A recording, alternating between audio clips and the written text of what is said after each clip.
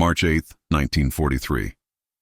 Luftwaffe base Mariupol, eastern Ukraine. Oberst Friedrich Hartmann stood before 24 exhausted fighter pilots in the briefing room, the air thick with cigarette smoke and something darker.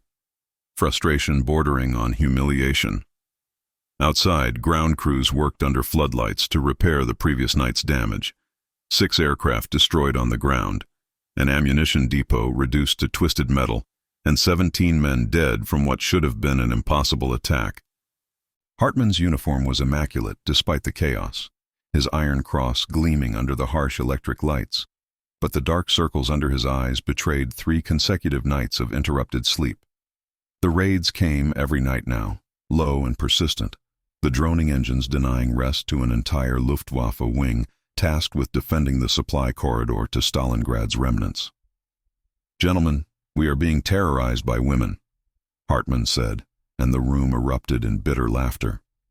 Flying crop dusters, wooden biplanes from 1928, no radios, no parachutes, dropping bombs by hand like peasants throwing potatoes. Hauptmann Klaus Weber raised his glass of schnapps. To the mighty Soviet Air Force, reduced to sending grandmothers in antiques because they've run out of real pilots. More laughter. Another officer chimed in. "My mechanic's daughter could fly better. Perhaps we should recruit from kindergartens to match their standards." Hartmann allowed himself a thin smile. "Intelligence reports they call themselves Nachthexen, night witches, witches on broomsticks. Appropriate for something so primitive it belongs in a fairy tale rather than modern warfare. Give me 3 days, gentlemen. 3 days and we'll sweep these women from our skies permanently." What Oberst Hartmann didn't know was that at that precise moment, Senior Lieutenant Nadezhda Popova was already airborne 15 kilometers from his position, beginning what would be mission number 412 of her eventual 852 combat sorties. 21 years old, daughter of a Ukrainian railcar factory manager, Popova had joined the 588th Night Bomber Regiment in 1941, driven by rage after German bombs killed her brother. She'd already dropped over 23 tons of explosives on German positions, survived her aircraft being riddled with 42 bullet holes across multiple engagements, and crashed twice behind enemy lines, walking back both times. Within 16 hours of Hartmann's confident briefing, her squadron would destroy his personal quarters, the base communications center, and 3 fighters he'd counted on to eliminate her. He would never learn her name. She would add Mariupol to a mental map of German installations she'd obliterated across 1,000 kilometers of front. German night air defense doctrine, perfected since 1939, represented the pinnacle of aerial engineering philosophy. Every requirement emerged from specific casualties that the Luftwaffe refused to accept twice. After 14 pilots froze to death pursuing British bombers over the Channel in winter 1940, enclosed cockpits became mandatory.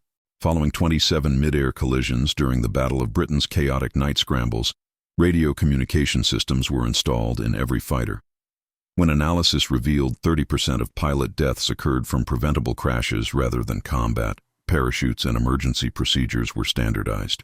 The speed minimum of 180 miles per hour was established after slower aircraft proved unable to intercept RAF bombers, leading to embarrassing losses. German engineers didn't guess. They calculated, tested, refined based on blood and failure until they created the perfect night interceptor. The Junkers Ju-88 embodied this philosophy. 300 miles per hour maximum speed, crew of 4 with coordinated rolls, fugue, 220 Liechtenstein radar, providing 20-minute early warning, twin BMW engines producing 2,400 horsepower combined, and armored cockpits protecting against return fire.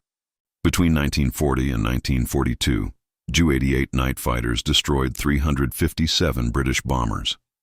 This confidence was earned through systematic victory, not arrogance.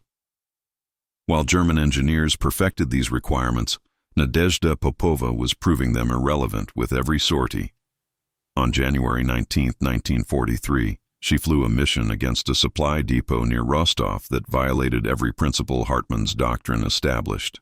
No radio meant her navigator Katya Ryabova communicated targets through hand signals in the darkness, their faces inches apart in the open cockpit. No parachute meant flying at 300 feet.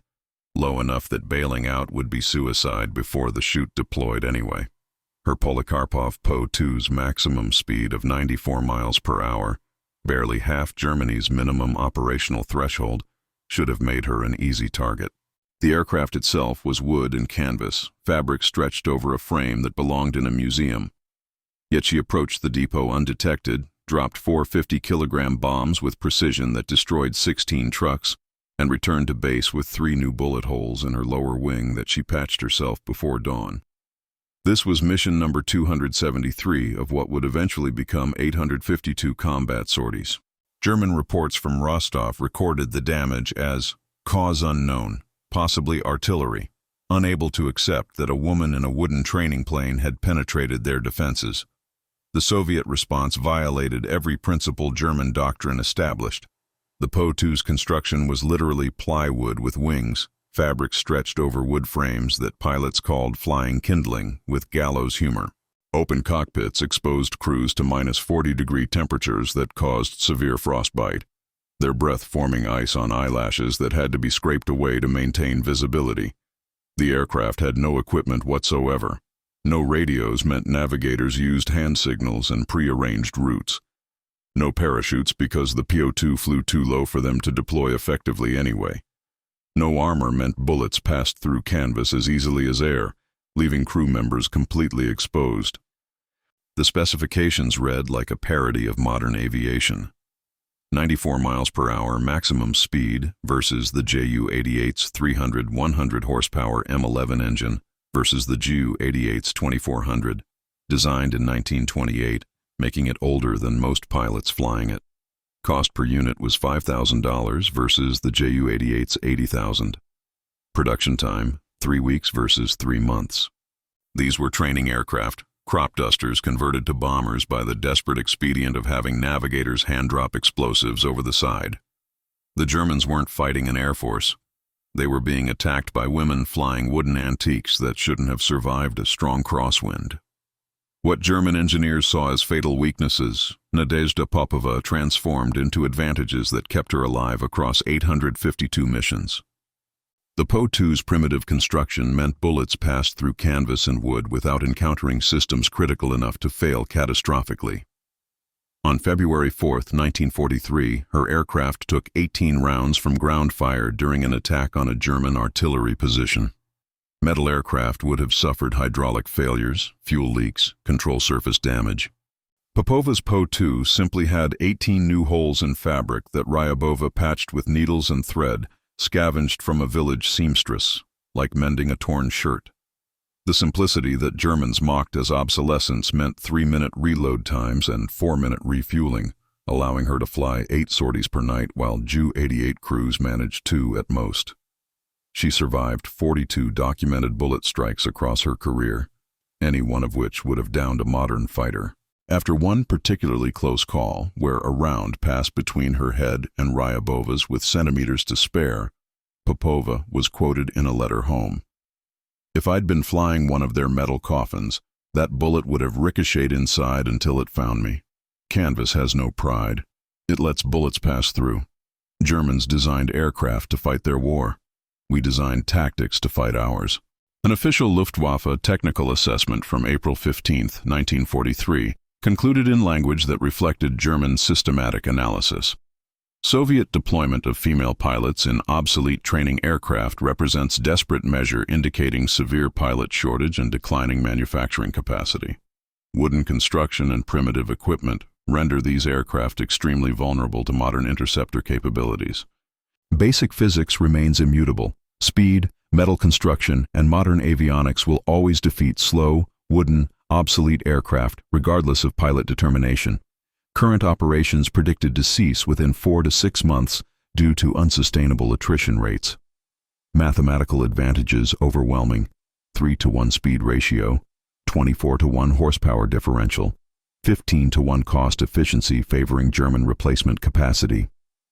Assessment concludes temporary morale impact through sleep disruption only, no serious operational threat to strategic objectives. Night Witch operations assessed as propaganda value exceeding military effectiveness. Recommendation: Monitor but do not prioritize special countermeasure development. Standard interception protocols sufficient. This assessment carried the full authority of the Reichsluftfahrtministerium and represented the consensus of Germany's premier aeronautical engineers. It was wrong. While German High Command dismissed the threat, Nadezhda Popova was systematically dismantling their supply infrastructure with mathematical precision.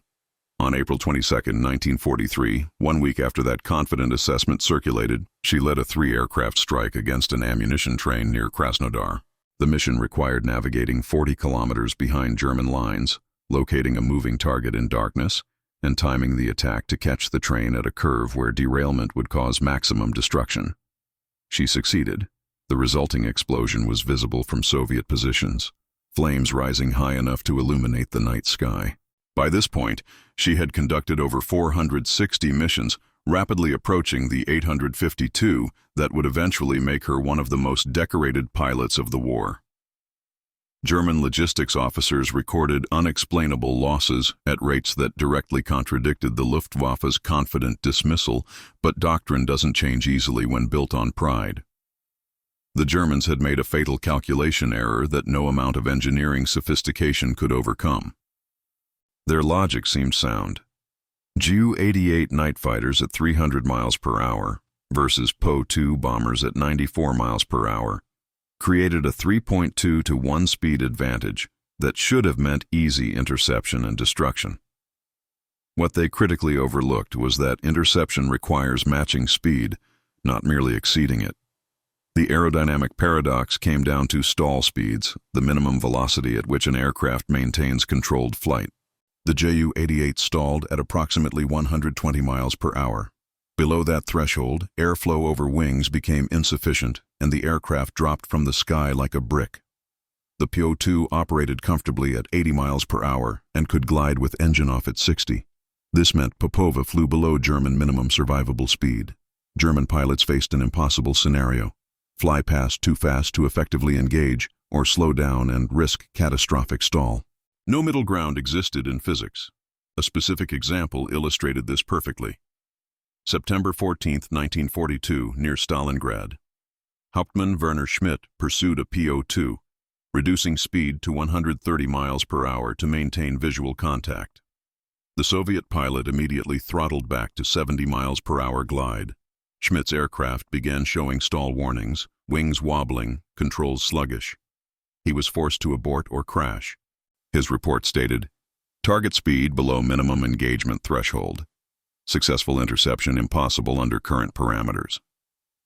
Understanding this physics made Nadezhda Popova untouchable across 852 missions spanning 3 years. During one sortie in October 1943, she detected a Ju-88 approaching from her 6 o'clock position. Instead of attempting evasion through maneuver, which her underpowered aircraft couldn't accomplish, she did something that violated every instinct of conventional combat. She throttled to minimum power and descended low, bleeding speed deliberately to 70 miles per hour. The German made multiple passes, overshooting each time, his superior speed becoming a liability. On the final attempt, desperate to achieve kill confirmation, the Ju-88 approached stall speed, wings visibly wobbling in the moonlight. The German was forced to abandon pursuit or face crashing into Ukrainian farmland. Popova completed her mission, destroyed her target, and returned to base. This tactic, repeated hundreds of times across her 852 combat sorties, proved the PO-2's slowness was its greatest weapon. German engineers calculated thrust, weight, speed, firepower. They calculated everything except one variable. You cannot intercept what flies slower than your minimum speed, and Nadezhda Popova flew slower than physics allowed Germans to chase. The stall speed paradox that had already frustrated Hauptmann Schmidt and dozens of other German pilots was only the first of 3 advantages the Night Witches possessed, advantages that transformed obsolescence into lethality. German fighter doctrine assumed interception meant pursuit, closing distance through superior speed until weapons range achieved target destruction.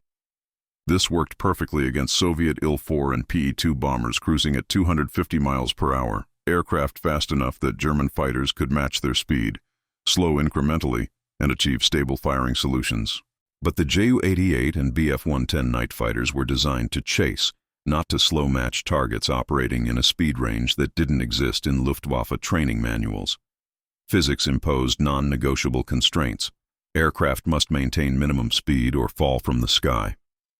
At 300 miles per hour cruising speed, German pilots found overshooting their targets inevitable. Attempts to slow to 150 miles per hour brought dangerous proximity to the 120 mile per hour stall threshold, where wings lost lift and control authority vanished. Meanwhile, the PO-2 operated comfortably at 80 miles per hour and could glide with engine idled to 60 miles per hour, creating an untouchable zone below German survivable speeds. German pilots trained extensively for pursuit interception, but received zero instruction in precision slow-speed engagement because no rational doctrine anticipated needing it. Target acquisition at high differential speeds provided approximately 2 to 3 seconds window for visual confirmation and weapons lock. At closing speeds exceeding 200 miles per hour, achieving stable firing solutions became mathematically impossible. On May 11, 1943, Nadezhda Popova demonstrated this advantage on her 527th mission, targeting a German fuel depot near Taganrog. She detected the Bf-110 night fighter by engine sound long before visual contact, the distinctive rumble of twin Daimler-Benz engines cutting through the darkness 3,000 feet above her. Her immediate response followed training perfected through hundreds of previous encounters.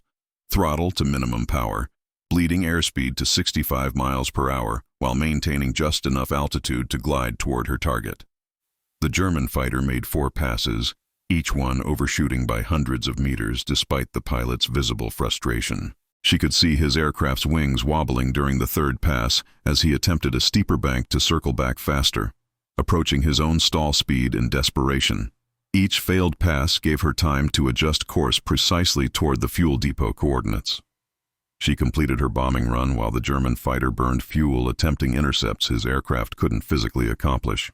This tactic, perfected over 852 missions spanning 3 years of combat, transformed the PO-2's slowness from vulnerability into her most reliable defense.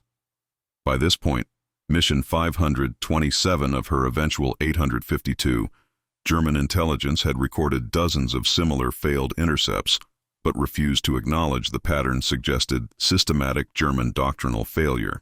Her target exploded in orange flames visible from Soviet positions 15 kilometers away. The German fighter reported target evasion successful through unknown countermeasure. She returned to base, refueled, and launched again within 12 minutes.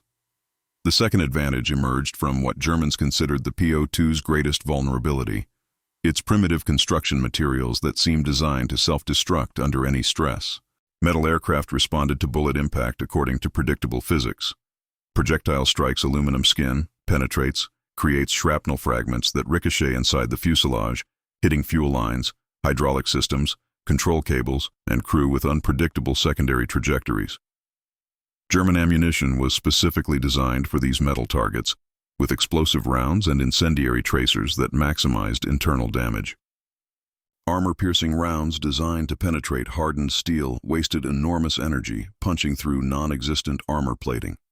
But canvas aircraft responded differently to kinetic energy transfer. Bullets passed through fabric, exited immediately, transferred minimal energy, created no shrapnel, and caused no secondary damage.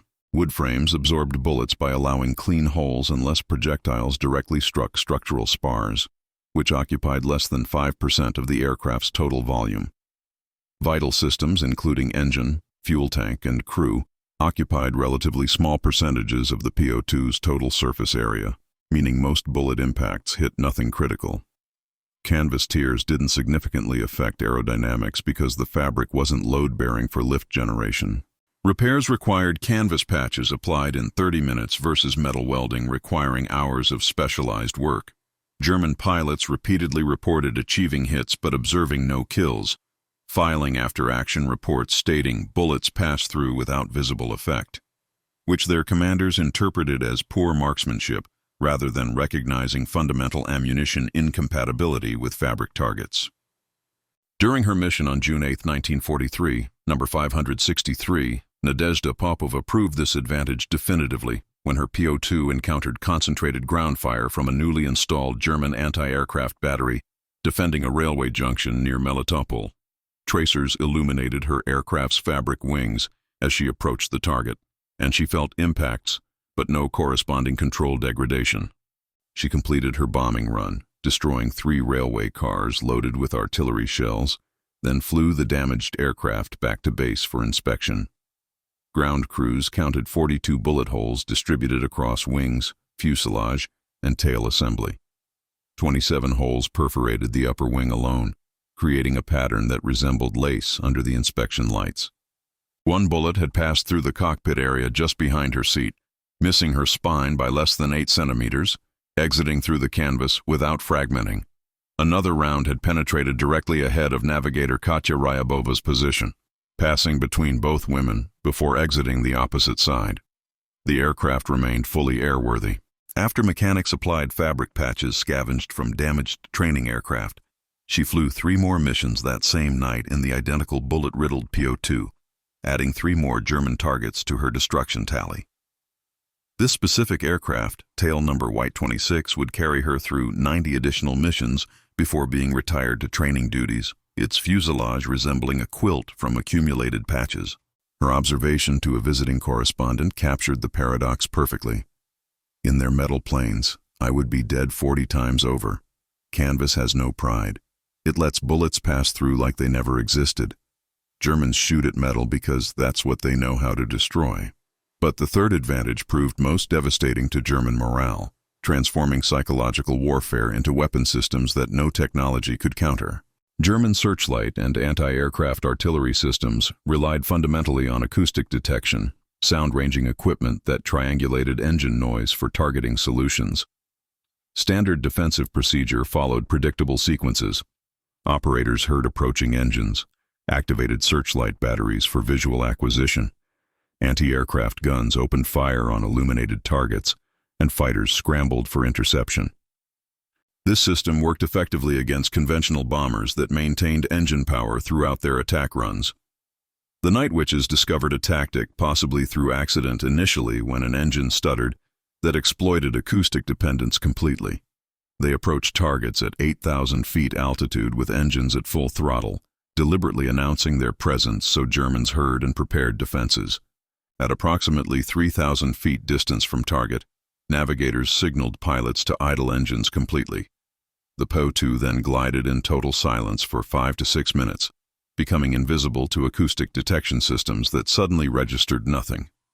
Bombs dropped before Germans realized aircraft were directly overhead. Engines restarted only after explosions illuminated confused defenders searching empty skies. Physics enabled this tactic through favorable glide ratios.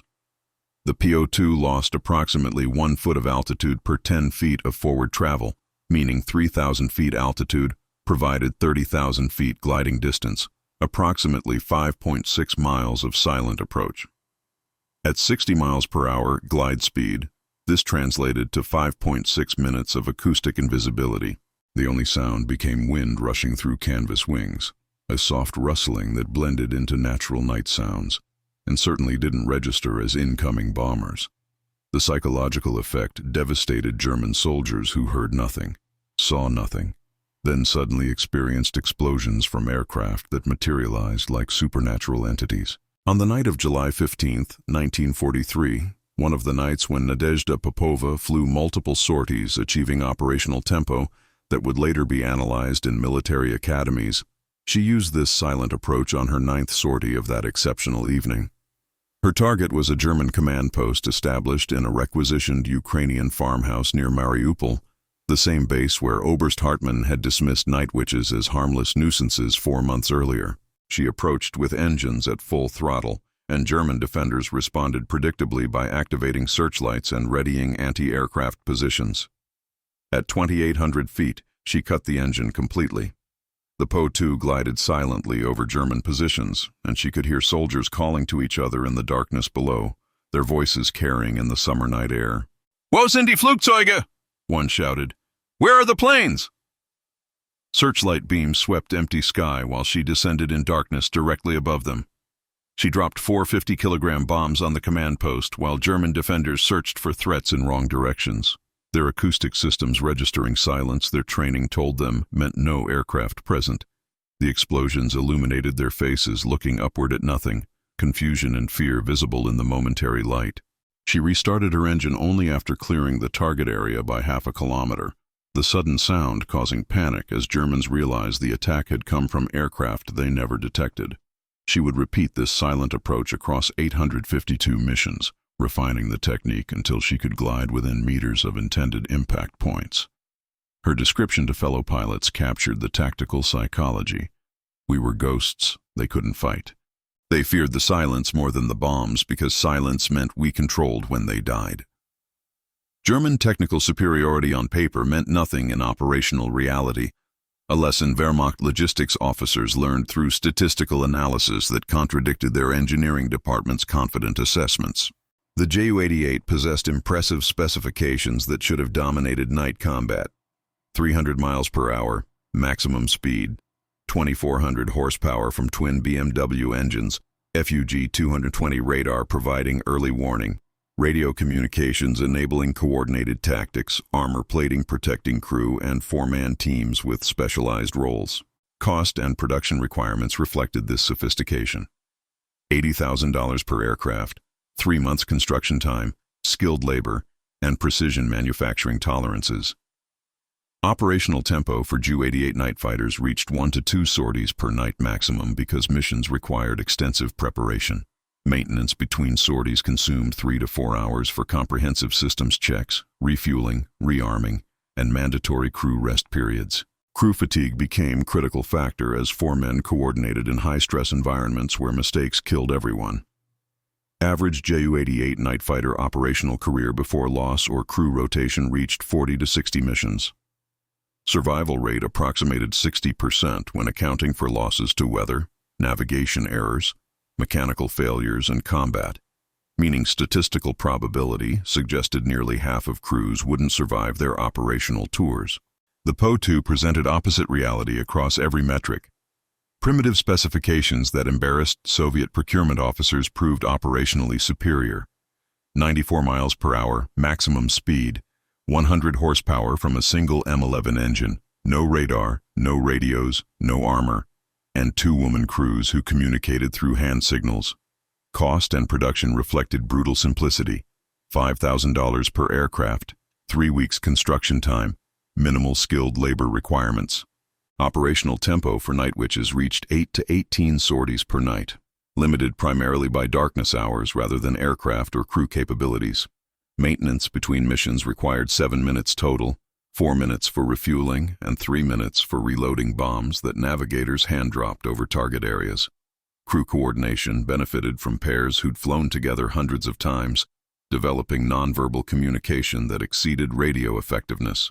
Average night witch operational career exceeded 800 to 1,000 missions, with some pilots approaching 1,500 sorties before war's end. Survival rate reached 96.8%, with losses occurring almost entirely from ground fire rather than fighter interception, representing the highest survival rate of any Soviet aviation unit. The paradox contradicted every assumption German military doctrine held sacred. More expensive, technologically sophisticated aircraft produced lower operational effectiveness, while simpler, cheaper aircraft generated higher operational effectiveness, measured by missions completed, targets destroyed, and crew survival. German advantages in technology transformed into disadvantages in logistics when campaigns required sustained operational tempo rather than decisive engagements. These statistics were embodied in Nadezhda Popova's operational record, with mathematical precision that Wehrmacht analysts found impossible to dismiss. On the night of August 31, 1943, she achieved 18 complete missions between 2,200 hours and 0530 hours the following morning, a feat that remained unmatched in aviation history and represented operational tempo German planning considered physically impossible. Each complete cycle averaged 25 minutes, including flying to target, conducting bombing run, returning to base, refueling, reloading, and launching for next sortie. Ground crew efficiency reached extraordinary levels where mechanics could prepare her aircraft faster than she could walk from debriefing position back to cockpit. That exceptional night, she dropped 72 50-kilogram bombs totaling 3.6 tons of explosives on German positions. Targets included 2 ammunition dumps that produced secondary explosions visible from Soviet observation posts, 1 vehicle park where she destroyed 11 trucks, 3 barracks buildings, and 1 communications center. German casualty estimates from that single night exceeded 200 personnel killed or wounded, with material losses approximating 4 million Reichsmarks. For comparison, the most accomplished Luftwaffe night fighter pilot might achieve 4 sorties maximum during exceptional nights, meaning Popova's 18 missions represented 4.5 times German maximum sustainable tempo. By this point in the war, mission number 671 of her eventual 852, her operational statistics were becoming legendary even among German soldiers who tracked Nightwitch activity through bitter experience. She never missed more than 3 consecutive nights of operations, except when weather conditions completely prohibited flight, averaging 26 missions per month across her entire combat career. Wehrmacht logistics officers were recording a disturbing pattern that contradicted economic warfare assumptions built into German strategic planning. German expenditure attempting to stop Nightwitches specifically, separate from general air defense budgets, reached staggering proportions. Anti-aircraft ammunition consumption exceeded 2 million rounds fired at Nightwitch formations, at 50 Reichsmarks per artillery shell, totaling 100 million Reichsmarks equivalent to $40 million USD. Dedicated fighter sorties for Nightwitch interception exceeded 1,000 attempts at 500 Reichsmarks operational cost per sortie, including fuel, ammunition, and maintenance, totaling 500,000 Reichsmarks. Searchlight battery deployments required 200 units specifically positioned for night harassment defense, each costing 25,000 Reichsmarks for equipment plus ongoing operational expenses. Personnel assignments reached 5,000 soldiers dedicated to countering night harassment operations, their salaries and support consuming additional millions annually. Total German expenditure to counter the 508th Night Bomber Regiment exceeded 50 million Reichsmarks across the conflict's duration. Soviet investment in creating and sustaining the unit represented opposite economics. 40 PO2 aircraft at $5,000 each totaled $200,000 initial equipment cost, with replacement aircraft and bombs consuming minimal additional resources compared to German defensive expenditures.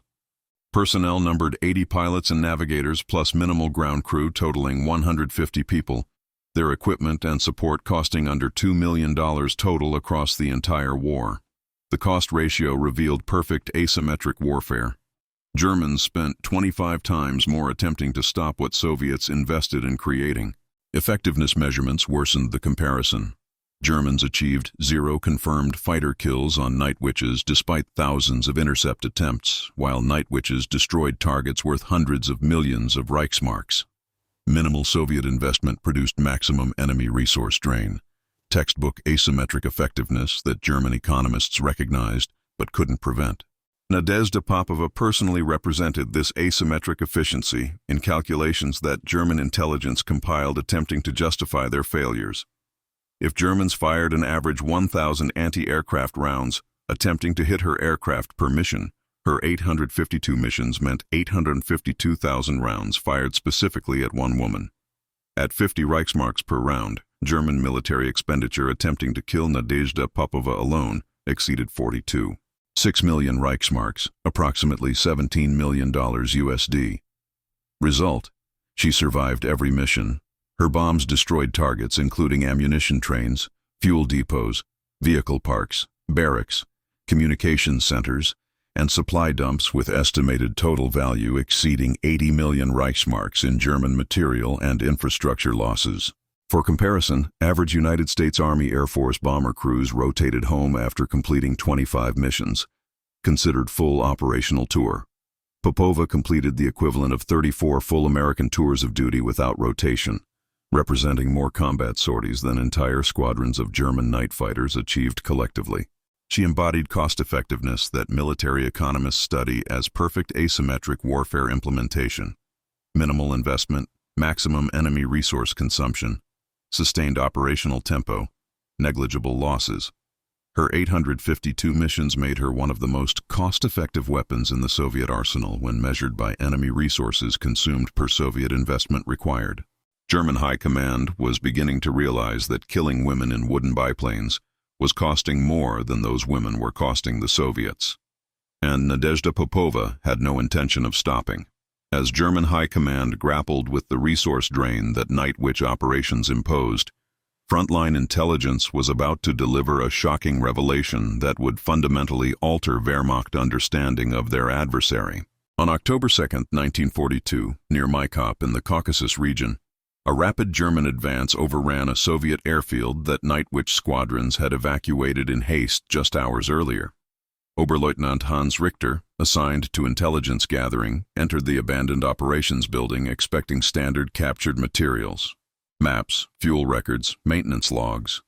Instead, he found documents that made him call his commanding officer immediately. The first document was a flight roster containing names that were unmistakably feminine: Lieutenant Yevgenia Zhigulenko, Navigator Irina Sibrova, Lieutenant Nadezhda Popova. Richter initially assumed clerical error, perhaps support personnel mistakenly listed.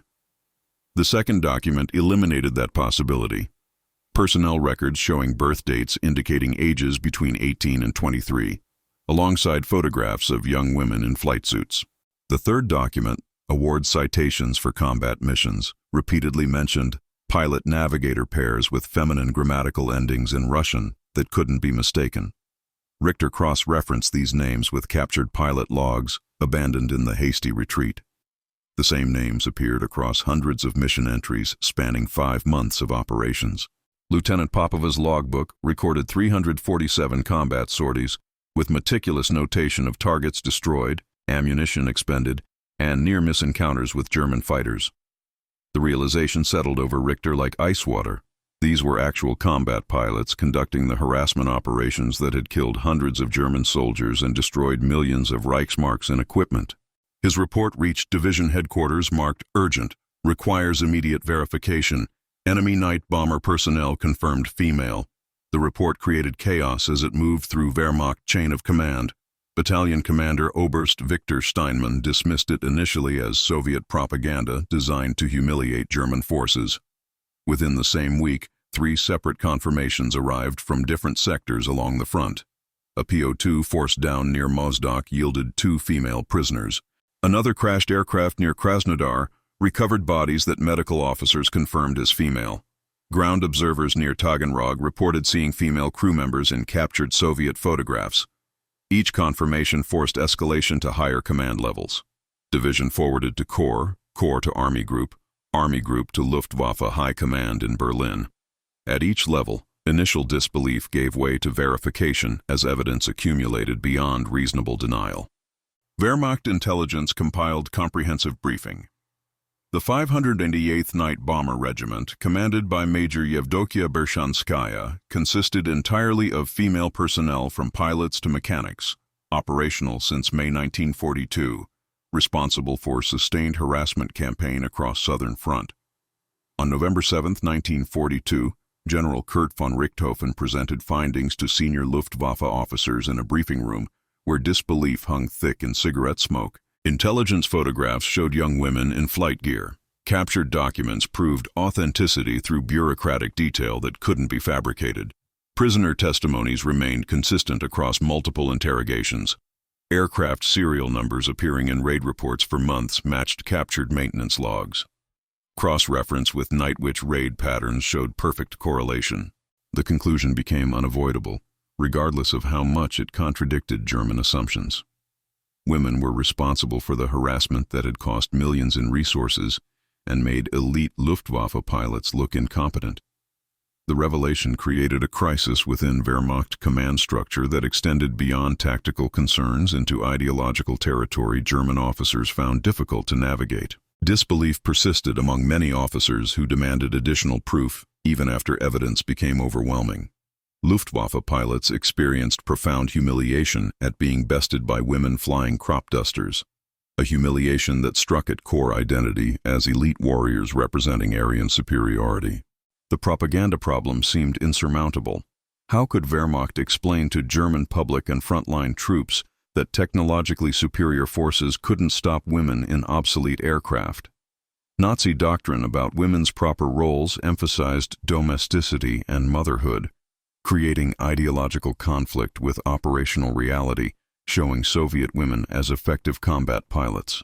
The practical concern cut deeper. If German assumptions about women were this wrong, what else had doctrine gotten wrong about Soviet capabilities? Specific reactions varied by unit and personality, but followed patterns. Multiple Luftwaffe pilots requested transfers rather than continue failing against female adversaries, their requests citing medical concerns or reassignment to higher priority sectors without mentioning the actual reason.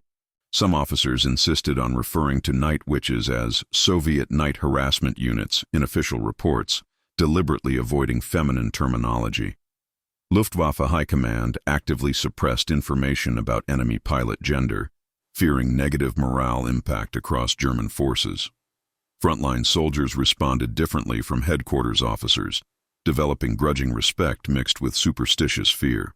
The nickname Nachthexen spread rapidly among troops, despite official discouragement, the supernatural connotation reflecting genuine psychological impact of silent attacks. Some German units began specifically requesting dedicated anti-night witch resources, tacit admission that standard defenses had failed. Others refused to acknowledge gender in tactical discussions, focusing exclusively on the threat. An official directive captured command's discomfort. Operational Order 4427, dated November 15, 1942. All references to enemy night bomber personnel in official reports shall employ standard military terminology without specific reference to gender. This directive issued to maintain operational focus and prevent unnecessary speculation that may impact troop morale and operational discipline during current campaigns. While German command struggled with revelations' implications, Nadezhda Popova continued her missions without pause or awareness that her identity had become known to enemy intelligence. On November 3, 1942, she was flying her 402nd mission, targeting a German fuel depot near Armavir, completely unaware that 2 days earlier Germans had discovered documents proving her existence and documented her 347 missions to that date. She never sought recognition for being female in male-dominated warfare. Such concerns seemed irrelevant when fascists needed killing. Whether Germans knew her gender made no difference to bomb effectiveness.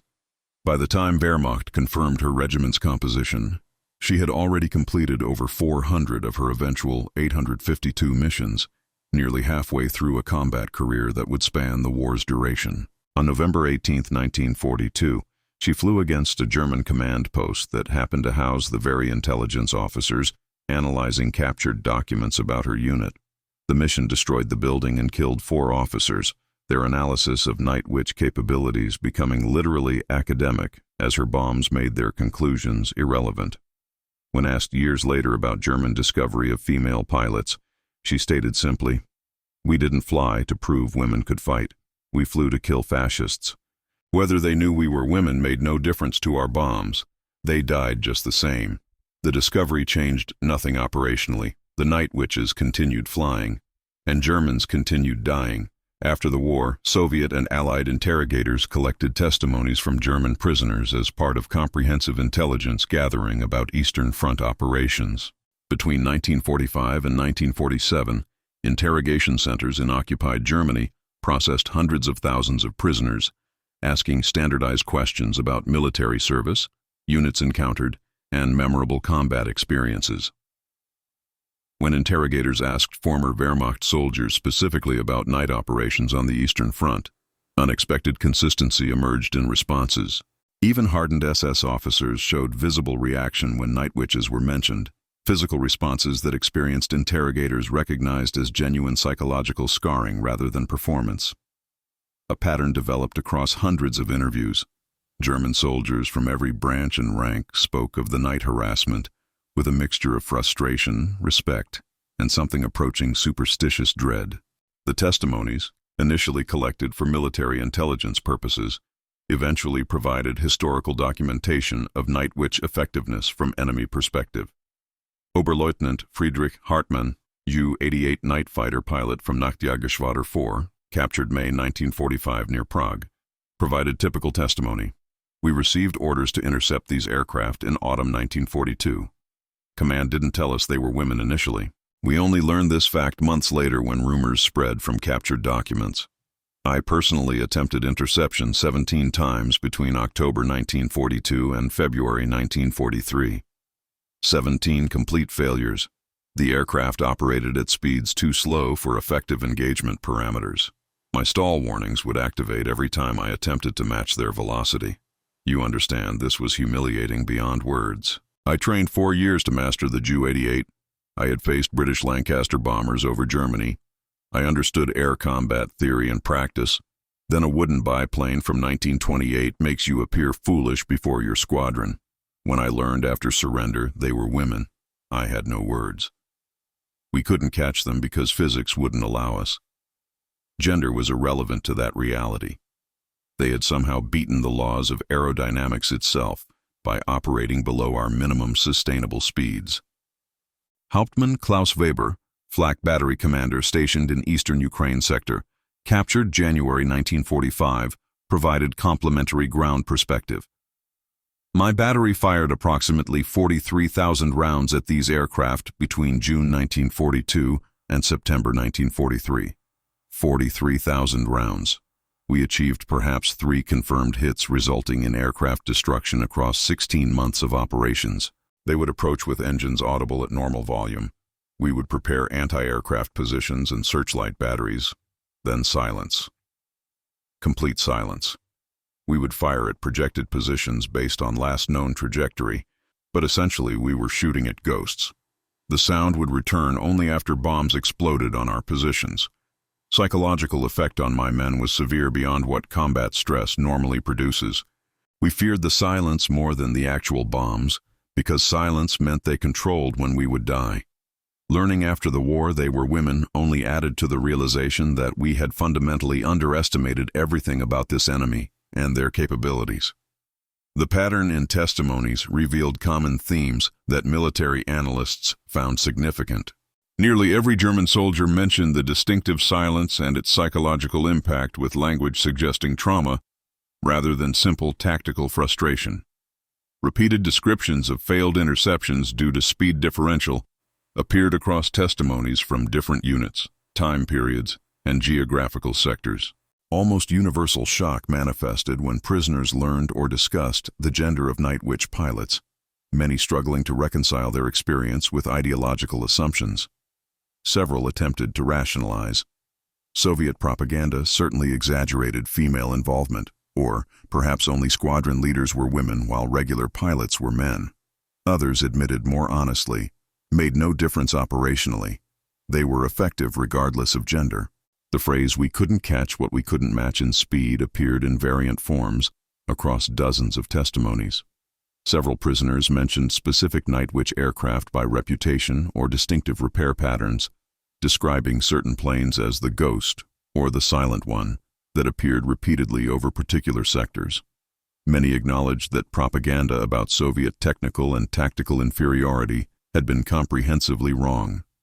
Some testimonies referenced Nadezhda Popova specifically, though often without knowing her name at the time of encounters. Lieutenant Otto Schneider, infantry officer with 17th Army, captured April 1945 near Vienna, provided detailed account. There was one aircraft we learned to recognize through winter 1943. It had distinctive pattern of repair patches covering the wings, looked like patchwork quilt in moonlight. We called it Die Geflickte, the patched one. This aircraft appeared over our positions at minimum twice per week for 4 months. We began calling it the Ghost separately because it perfected the silent approach technique. I personally witnessed this aircraft's attacks 11 times. On February 4, 1943, it destroyed our ammunition depot, killing 22 men in the secondary explosions.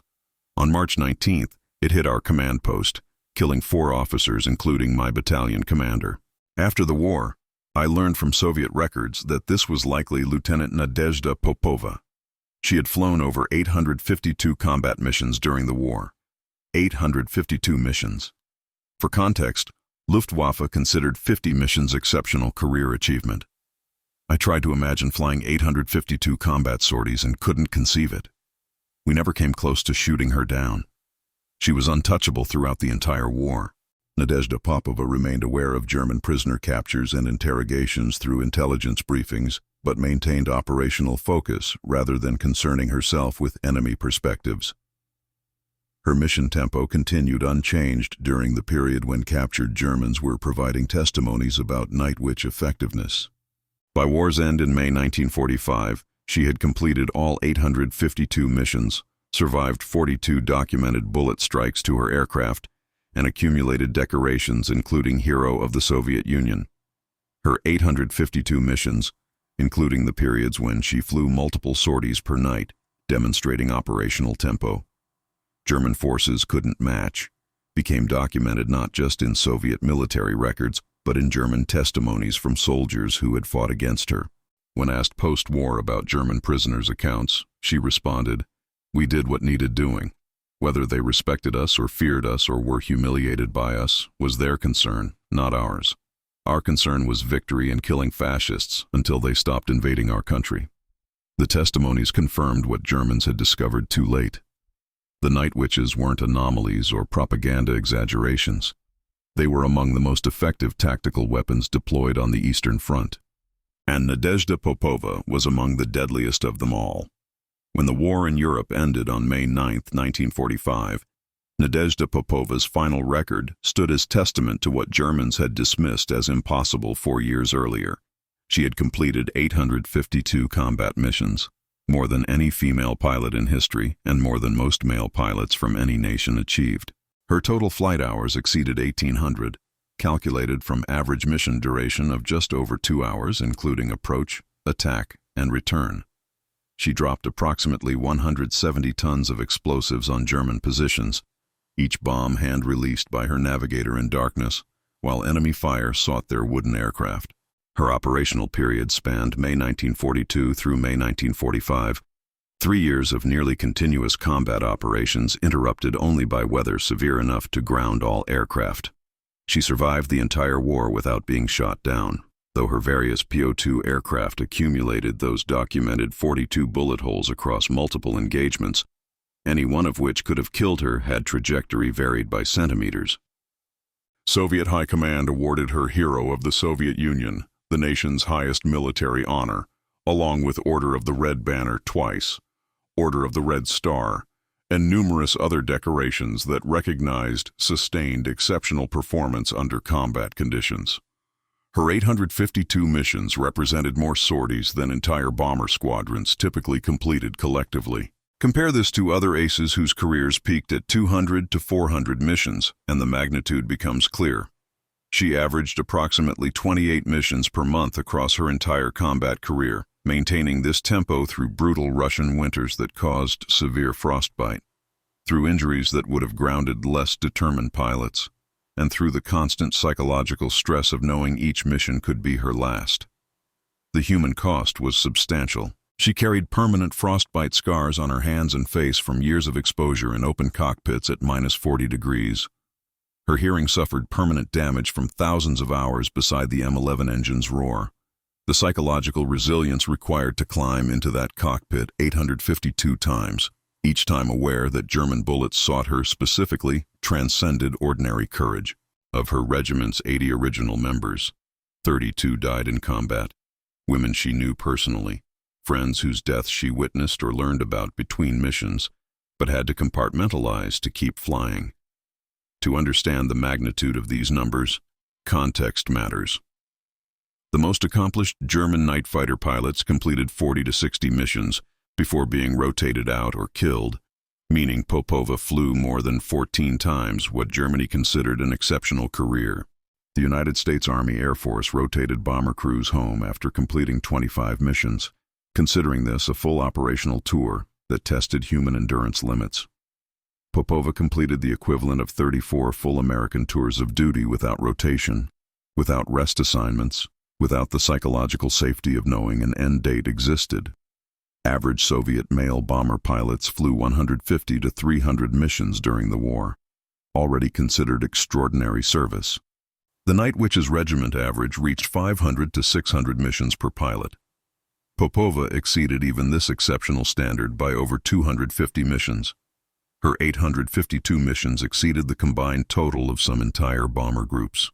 If each mission averaged 2 hours flight time, she spent 1,800 hours in combat conditions, equivalent to 75 continuous days airborne under enemy fire. If each mission dropped 200 kilograms of bombs, she personally delivered 170 tons of explosives onto German positions. Estimates of German casualties and material destroyed specifically through her missions reach into thousands of personnel and tens of millions of Reichsmarks in equipment, ammunition, vehicles, and infrastructure. By any metric, Nadezhda Popova's operational record represented one of the most sustained combat performances in aviation history, and she achieved it in an aircraft Germans considered too primitive to matter. The 588th Night Bomber Regiment's collective record validated Soviet High Command's controversial decision to deploy women in combat aviation roles that Western allies and German enemies both considered inappropriate. The regiment flew approximately 23,000 combat sorties between May 1942 and May 1945, 3 years of continuous operations without significant pause. They dropped over 3,000 tons of explosives on German positions, each ton hand-delivered in small increments by women flying multiple sorties nightly. German casualties inflicted by the regiment reached estimated 5,000 personnel killed or wounded, though exact numbers remain difficult to calculate given nighttime operations and indirect effects. Material destroyed included hundreds of ammunition dumps, thousands of vehicles, countless installations from command posts to supply depots. The regiment operated continuously through 3 years of Eastern Front combat, maintaining operational tempo that conventional Soviet bomber units couldn't match.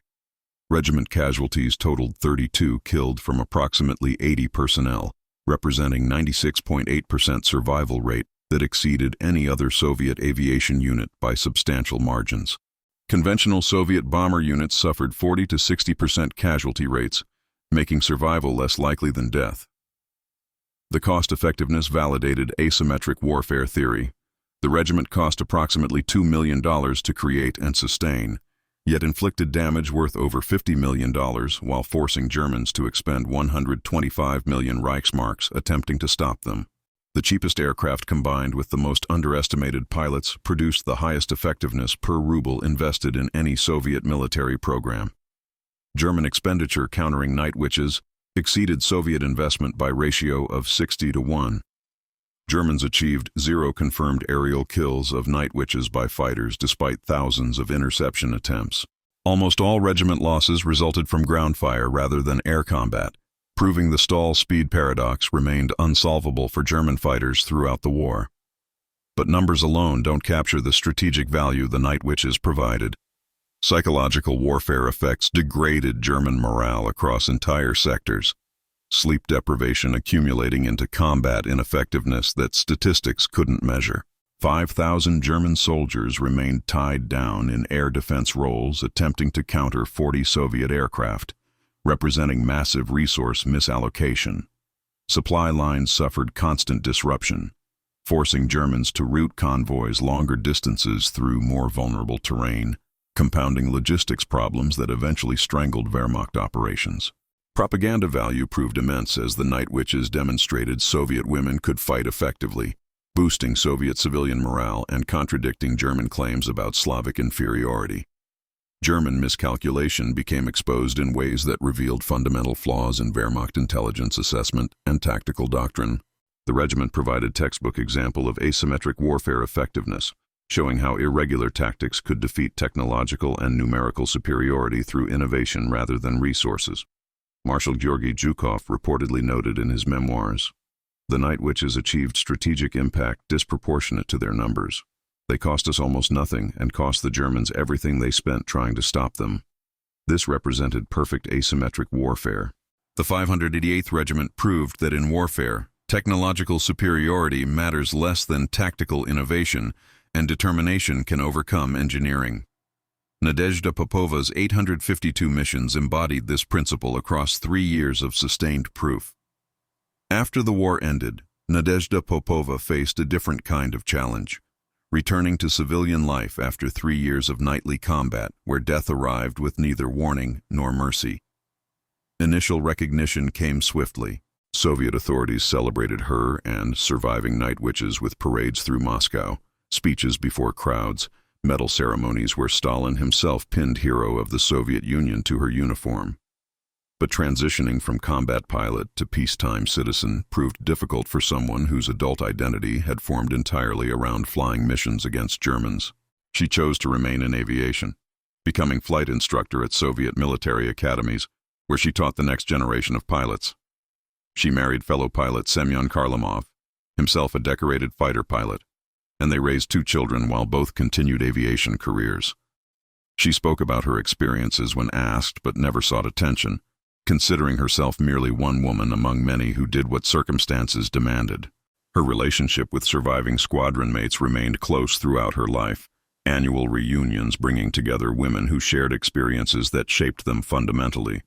Soviet recognition fluctuated with political climate as Stalin's post-war paranoia led him to suppress war heroes he hadn't personally chosen, but Popova's decorations remained official record, regardless of whether authorities promoted her story. She continued advocating for women in military aviation, though Soviet authorities proved ambivalent about maintaining wartime equality in peacetime structures. She lived in Moscow, continued flying recreationally into her 70s, and died peacefully in 2013 at age 91, having survived her 852 missions by 68 years. For decades, the Night Witches remained virtually unknown in the West, their story dismissed during Cold War as Soviet propaganda or exaggeration typical of communist claims. Soviet secrecy prevented Western historians from accessing archives that would verify the accounts. German testimonies existed but remained classified in various archives across divided Germany. The 1980s Glasnost period allowed more stories to emerge as Soviet restrictions loosened, and veterans felt safer speaking publicly. Through the 1990s and 2000s, historians gained access to both Soviet and German archives, discovering that Night Witch stories weren't propaganda, but meticulously documented history, verified by enemy accounts. Books began appearing in English. Documentaries brought their story to Western audiences, unfamiliar with Eastern Front details beyond Stalingrad's siege. German testimonies validated Soviet accounts, proving this wasn't exaggeration, but if anything understatement of their effectiveness. Museums featured Night Witch exhibits, including Russian Air Force Museum in Moscow and various regional museums across former Soviet territories. Monuments and memorials appeared in Russian cities. Schools and streets received names honoring regiment members, particularly those killed in combat. Films and documentaries proliferated in 2010s as the story gained recognition it deserved. Nadezhda Popova specifically received numerous post-Soviet honors. Interviews before her death in 2013 preserved her voice describing experiences, and her name appears prominently in all modern accounts of the regiment. The story of Nadezhda Popova and the Night Witches transcends its historical moment, offering lessons about warfare, human capability, and the fatal cost of underestimation. About warfare, they demonstrated that asymmetric tactics can defeat technological superiority when applied intelligently. Psychological impact sometimes exceeds physical damage in achieving strategic objectives. Innovation matters more than resources when constraints force creative thinking. The most expensive weapon isn't automatically the most effective weapon. About underestimation, Germans' assumptions about gender and aircraft primitiveness blinded them to genuine threats until too late. Prejudice creates operational vulnerabilities that enemies can exploit. What appears as enemy weakness may actually be their strength when operational environment suits their capabilities.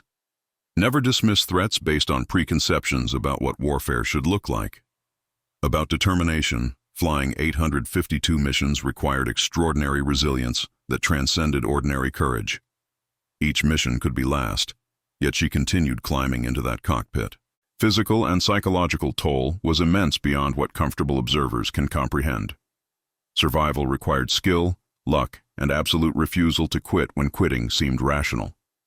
About physics and engineering, sometimes simple design beats complex systems in specific operational contexts. Understanding your operational environment matters more than raw specifications. Constraints force innovation that abundance never produces. The right tool for any job isn't always the most advanced tool, but the tool that fits the mission parameters. The German officer who laughed at women in crop dusters never understood what Nadezhda Popova and her sisters proved across 23,000 missions and 3 years of sustained combat. Courage doesn't require the best equipment. Skill can overcome raw power when physics provides the right battlefield. Determination makes calculated German advantages irrelevant when that determination refuses to accept impossibility. Her 852 missions weren't just sorties counted in logbooks. They were proof that Germans calculated thrust and weight and firepower and speed but missed the variable that mattered most: the will to fight. In wooden biplanes that shouldn't have survived, against an enemy that refused to take them seriously until their ammunition dumps burned and their soldiers couldn't sleep, and their confidence shattered against the reality that women in antiques were killing them nightly. The Night Witches proved that sometimes the most dangerous weapon isn't the most powerful one. It's the one your enemy never sees coming because prejudice blinded them to threats that didn't fit their doctrine. And by the time Germans realized their mistake, Nadezhda Popova had already flown 852 missions proving them wrong.